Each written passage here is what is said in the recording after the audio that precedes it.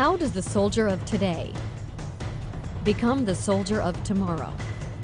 You see technologies now progressing to the point where it makes sense to put an exoskeleton on the battlefield. Imagine if we could replace all the small arms projectors with one. If the soldier has a rifle, he has the same capability as an M1 Abrams tank. Cloaking is essentially invisibility. I think you can think of many possibilities where you're out in the battlefield and you'd like to not be seen.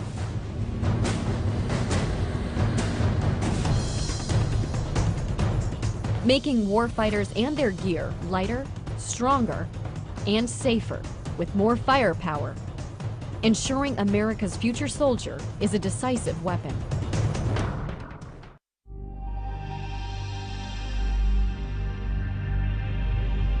There are so many tasks within the Army that we ask soldiers to do every day that are heavy lift tasks, that are sustainment, that are long-term marches. And if we can provide something that makes what they do every day easier or allow them to do it for a longer period of time without physically getting exhausted, it helps them on the battlefield.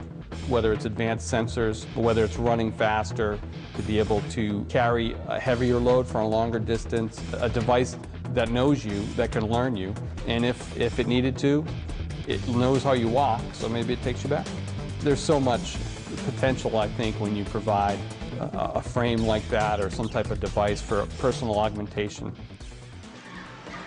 One of the issues we've been looking at to distribute the load effectively or to help the soldiers carry load is the idea of the wearable robots or the exoskeletons.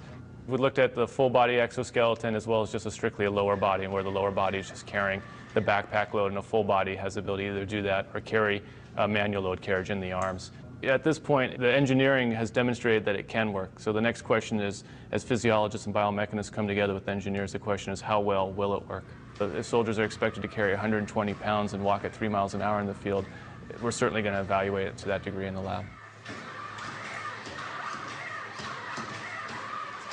And one of the things that we've gotten smarter with over the years is that you can't just take a novel piece of equipment and expect someone to wear it. So as we get smarter in our research protocols, we've been building in more and more learning time, familiarization. It's an interesting feedback that we get. Some of the soldiers felt like they were more used to carrying the backpack by itself without the device because that's what they're used to, whereas other volunteers felt like they'd rather feel the effects of the device than rather have to feel the effects of the load on their shoulders. We've tested 2 prior versions, and each time we're seeing incremental improvements in how well it works. Our long-range research plan is to be able to address things in a very isolated environment here in the lab, and then to grow that research out and start getting into the field more. You have to enhance the soldier's strength to enable him or her to carry what they need to carry, giving him a better fit to the equipment that we have and actually designing and building equipment around his needs. The exoskeleton is an option that we have. It can provide considerable strength to carry things. One of the disadvantages is cost.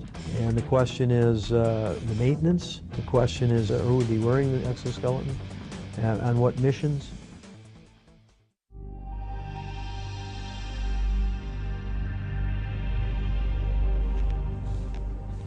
While soldiers need strength and endurance on the battlefield, there are times when they also need stealth.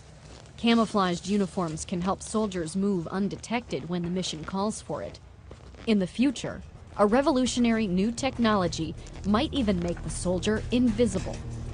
If I were to make myself invisible to you, what I would do is I'd get a cloak. And the cloak would consist of a cylinder that I would put around me. What would happen is the light coming from the wall back there would hit the back of the cloak, come around, and then go right to you. So you would see basically right through me. With metamaterials and the new kinds of materials that we are developing, we are able to control light as never before. It's like a whole new ball game. You start with some sort of given material like silicon, let's say, or something like that, and then you embed it. You embed it with small nanoparticles or tiny gold rods or maybe even tiny slivers of semiconductors. Now, by making these metamaterials, we're able to control light in these new ways. All the textbook things you read about light are now wrong. We can do things that beyond all these limits. So what we have here is actual experimental data of a working cloak. This works at microwave frequencies. This region here is what you're cloaking? So this region inside is the cloak, what would be cloaked, and this out here is the cloaking material. This is a truly invisible device. It's not just transparent like a piece of glass, where you can see that there's a piece of glass there because it distorts the scene behind it. This actually perfectly reconstructs everything. The Duke group did a very important experiment when they verified these ideas using microwaves, long waves. It proved that the concept of cloaking, the concept of metamaterials, the transformation that was used to make the light go around, it proved all those things were correct. But its limitation is that it was at one specific wavelength and not a visible wavelength. So there's 1,000 challenges in bringing that up to the visible. One of the most advanced concepts is the conformal cloak. And that's like a blanket. That's something that you could put around any object. Now the thing about a tank is it doesn't change shape too much. It turret moves and so forth, but there you know the shape, and then you could design a conformal cloak that fits right on the metal and render it invisible. Anything that fits around a person or an object, so a shirt, it could be the uniform, or it could be a blanket they put around themselves. I think the applications are widespread. It's just that we're not ready to build things like that yet. They're just years off. It's going to be a while before soldiers have cloaking devices, but that's the ultimate goal.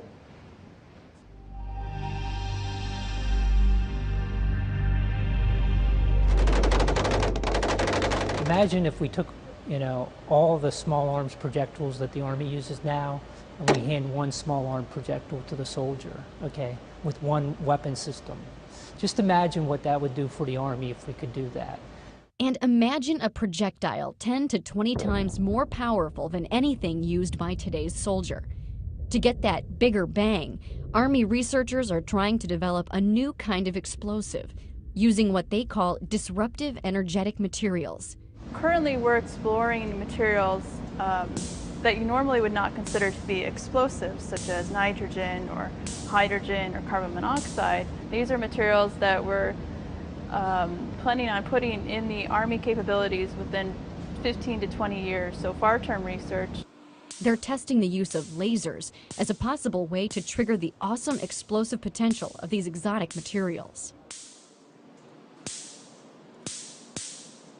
We're also working on materials that have what we call dial yield performance. That is, the soldier himself could decide what type of performance level he wants out on the field, where you could have one explosive doing the job that we have several explosives doing right now. The soldier would be able to control that effect in the future. He could potentially use that round against an armored vehicle to destroy it. Take it to the far extreme, we could also have non-lethal capability into that round by just understanding and controlling those materials. This is a whole new class of materials that if we do it correctly, it's a game changer. So one of our other challenges is being able to hit the target every time. That's our future vision. Every time the soldier pulls the trigger, he hits the target. So our focus is developing the technologies that will allow those precision-guided munitions to be produced at a very affordable cost. For the shoulder launch systems, we're looking at literally shrinking the capability that you would get out of a tank or an artillery round today into something that a soldier could launch from his shoulder. Another huge challenge for us is engaging targets in urban environments between buildings. So a system like this would allow him to shape that trajectory to fly up and over and actually come back into the reverse side, and then tailor the effect, the warhead effect itself.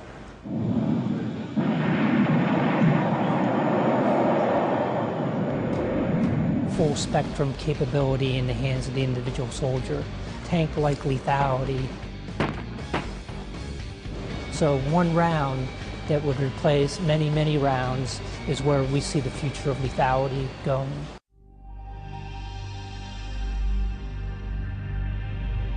Soldiers of the future will also be more connected, sharing vital information with their unit and other sources, using powerful electronic tools to get the right data at the right time.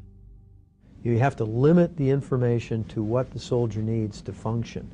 Situational awareness will be coming to him from sensors. He has to have his own sensors. Just getting into a good position, over. We've got to make sure not only soldiers can talk to each other by voice comms and by messaging. On top of that, you've got to communicate with all the different sensors on the battlefield. This includes everything from the unmanned aerial vehicle to unmanned ground vehicle, so something you might kick out into a building before you enter. If you're carrying something like the any kind of ground soldier system, hopefully we can get that down to a smartphone. Like when you want soldiers A and B to go to place C, like, you know, just go up to them and grab them and shove them over there. Well, that's the team leader's technique, right? When a platoon leader wants somebody to go somewhere, he can drive what's called a chem light on the screen. That tells them instantly where to go. So when a platoon leader wants two squads to maneuver, you know, kind of around building X and the other one to come up to the front of building X. So with the screen, hopefully it'll just be able to say, you here, you there. You give him the information that he needs in terms of where he has to go, who is with him, how, you know, what you should look out for on this road, what's the experience. You would be able to sense infrared, sense invisible, have a receiver for your radar. You could put the optic, slide the optic off of your helmet, and the optic would tell you there is an unknown at 800 meters to your front, moving from left to right. So he could see the target, he could gain instant advantage in terms of situational awareness. He's got all the information he needs in a very compact form, either on his wrist, on an optic that comes across his face. Those are the kinds of things that would make his job much easier. For the most part, our target audience, it really is the individual soldier. That typically is, again, looking at developing the beginning stages of technology that is, for the most part, going to be used by the soldier on the ground. You can have applications that enable you to plan new routes in a more efficient manner. Ways in which you can display information coming from a forward operating base in a more efficient fashion.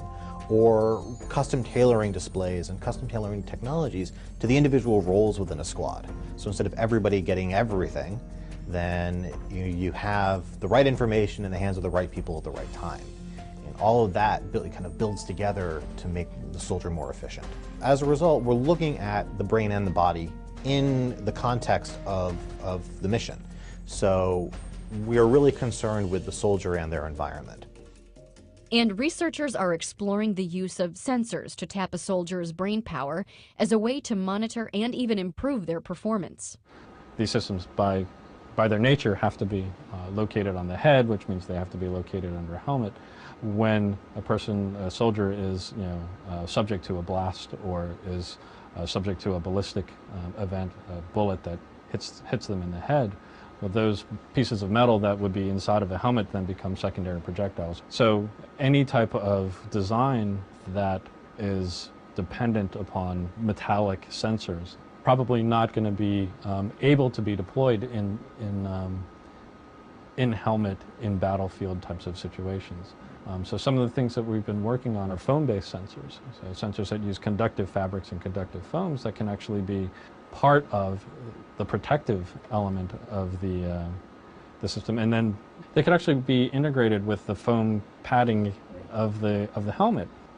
It's critical for us to get the best sort of measurements that we can. So some of the sensor work that we're doing right now is really aimed at getting those measurement capabilities to a point where we can actually really use them in the real world as our soldiers are moving through urban operations, moving through cross-country terrain. And sometimes we can pull off signals from the brain that are that signify when when a person has, for example, identified a target and may not even be conscious that they have. The future soldier might even have the ability to control a computer device through a direct link to the brain, hands-free. One of the more straightforward applications that we can think of is how can we utilize brain signals to actually directly control our interactions with the computing system. The approach of brain-computer interaction technologies is to design systems that function naturally with the way in which soldiers' brains function, to effectively perceive and process information. when you actually do these types of brain-computer interaction interfaces, trying to take away the burden of manual interaction with the computer system, well, you know, it's actually quite effortful. So some of the things that we can do in the laboratory, obviously, they take some time. Army researchers are also focusing on new ways to keep the future soldiers' high-tech gear powered up and ready. You think about the soldier, you know, people are thinking about the soldier, what power requirements he has. You think about there's computing, there's communications, there's displays, and I think all those arenas there's potential for reduced energy demand. We're trying to get to a 5-volt battery. That would potentially extend the capability of the battery by roughly 30%. Translate to soldier, you know, roughly 1/3 less batteries he'd have to carry, or 3 times mission duration for the same battery. A lot of our stuff right now on a sort of standard soldier gets powered by its own battery, but not all of it, not like all of the communications, for example. How do we go ahead and try to integrate all of those power sources, maybe into one common power source, or you know, do some kind of breakout of some powered by each individual battery and some powered by a central power source? And what are the problems if we think even bigger than that and say, how do we power a mission? And how do we get a small combat unit or tactical small unit? How do you distribute power among that squad? And how do you distribute parts of a power generator or something among that squad? You're losing some individual capability. The Army is putting together a doctrine called operational energy. And part of the doctrine says, hey, I want to be able to use energy more efficiently, reduce reliance on, you know, fuel and recharging and battery resupply. So I want to be able to produce and use energy locally wherever possible. So, you know, this is where some of the alternatives come in. And then we're looking at some alternatives besides batteries. We're working here on fuel cells and some fuel cells that may be able to use a variety of different fuels. Even more sort of further out there might be developing wireless technology so that within a radius of, you know, whatever number of miles we need, everything in that radius will be powered without you having to do anything or carry anything.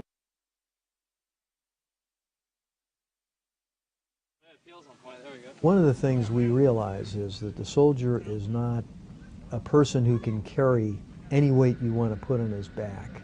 A person has limits in terms of his endurance. You know, our job is to really increase the capabilities for the soldier, but reduce the weight at the same time.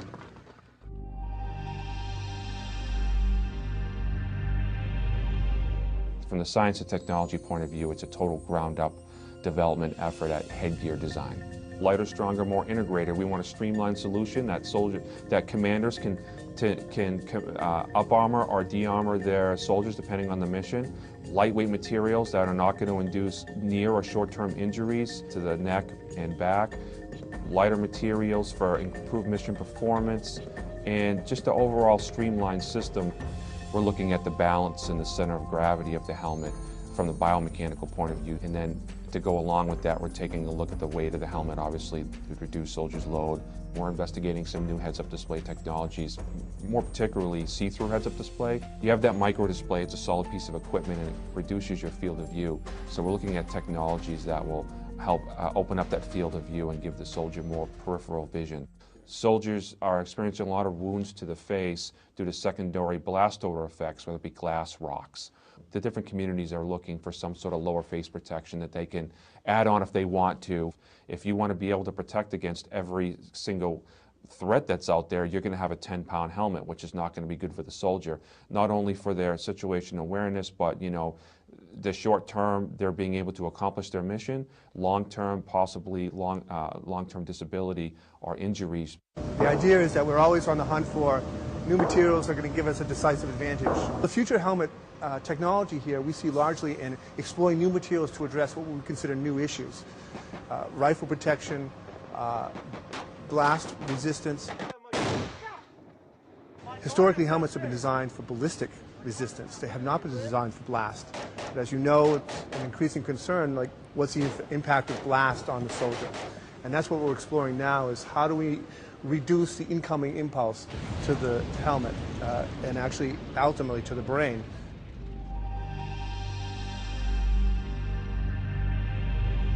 What we find is the enemy picks the areas where we're most weak.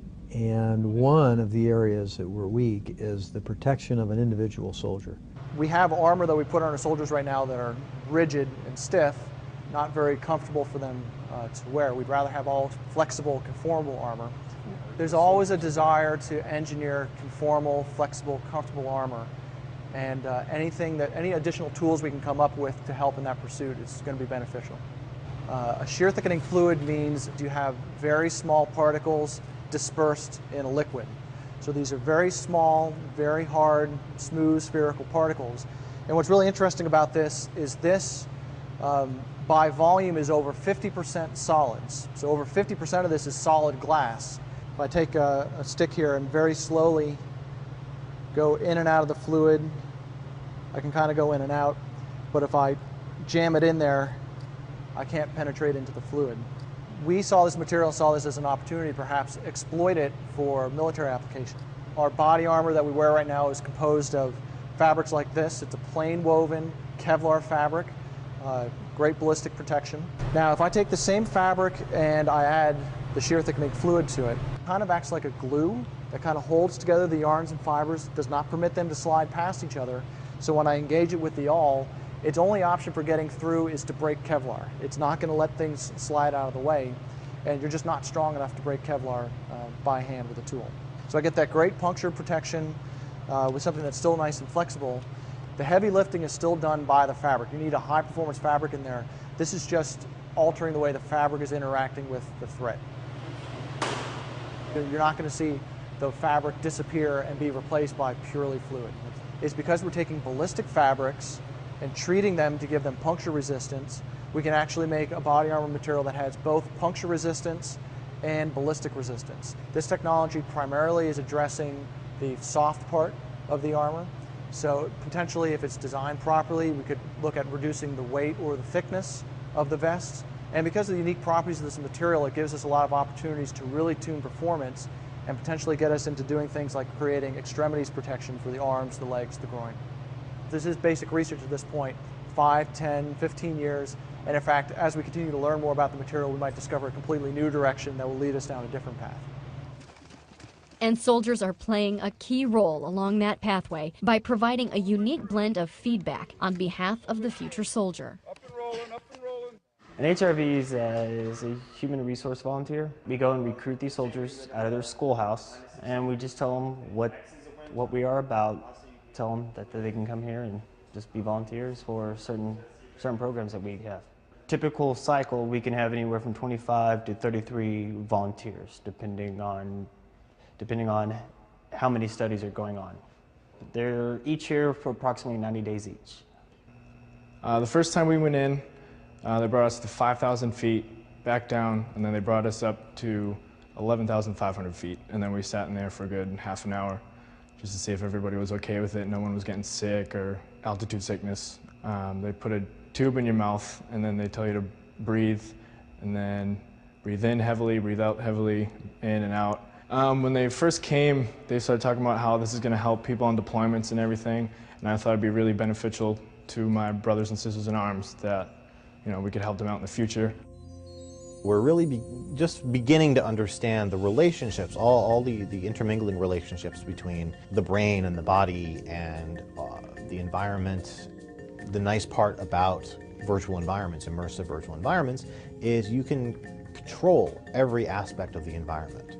You as the experimenter know exactly what variables you're manipulating, but at the same time creating a very realistic, immersive, again, sense to the soldier. Enemy down. All right, moving into the building. We could measure a soldier's ability to walk toward or away from targets. We could measure how quickly they respond to situations, or how quickly they make decisions between potential targets. So we can use these data to construct kind of models of soldier performance. Enemy down. So a piece of technology can have a load associated with it if it distracts you, if it requires your attention periodically. The goal, of course, is to have it complement the soldier in a natural way. It all comes down to capabilities. It all comes down to requirements. It all comes down to what does the soldier need on the battlefield and what makes sense. What we like to do is we like to lay out the long-term vision. But when we see the golden nugget, the potential game changer, we introduce that much quicker into the force. I like to think imagine. And right now we're what if in many other fields too. So that's a very important part of what we do. And then of course you have to back it up by reality. And sometimes, you know, reality is just a blade of a guillotine, cutting your idea the head right off it. But every once in a while the ideas work out.